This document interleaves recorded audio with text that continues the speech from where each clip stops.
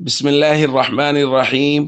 عن ابن عباس رضي الله تعالى عنهما أن النبي صلى الله عليه وسلم قال: لا تتخذوا شيئا فيه الروح غرضا.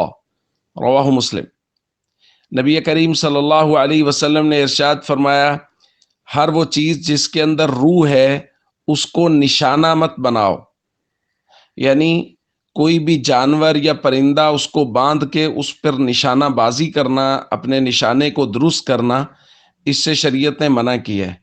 اس روایت میں تو صرف حضور نے منع فرمایا، دوسری روایت میں لعن رسول اللہ صلی اللہ علیہ وسلم من اتخذ شیئا فیہ الروح غرضا، جو آدمی کسی ذی روح چیز پر نشانہ لگاتا ہے، اللہ کے نبی صلی اللہ علیہ وسلم نے اس پر لعنت کی ہے۔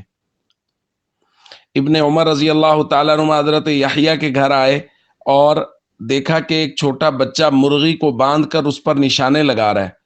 انہوں نے آ کے مرغی کو وہاں سے کھول دیا اور اس بچے کو اور مرغی کو ساتھ لے کے ان کے والد کے پاس آیا اور ان سے کہا، ان کو منع کرو کہ میں نے خود نبی کریم صلی اللہ علیہ وسلم سے سنا ہے کہ حضور علیہ الصلوۃ والسلام منع کر رہے تھے کہ کسی بھی جانور کو باندھ کر اس پر نشانہ بازی کی جائے۔ یہ اس صورت میں ہے جب کسی جانور کو باندھا، یعنی گھر کا جانور ہے یا جنگل کا کوئی جانور پکڑا اور پکڑ کے اس پر نشانہ بازی شروع کر دی۔ اور یاد رکھیے یہ حلال اور حرام تمام جانوروں کے متعلق ہے کہ آپ کسی بھی، چاہے وہ جانور اس کا کھانا حلال ہے چاہے حرام ہے، آپ اس کو باندھ کر اس پہ نشانہ بازی نہیں کر سکتے۔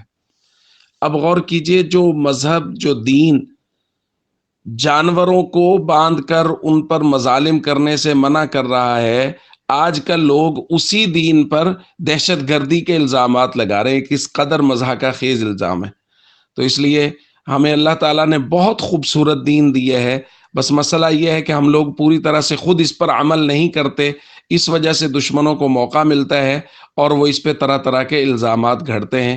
جانوروں کے حقوق کا پورا خیال کیجیے اور جانوروں پر کسی قسم کے مظالم نہ کیجیے۔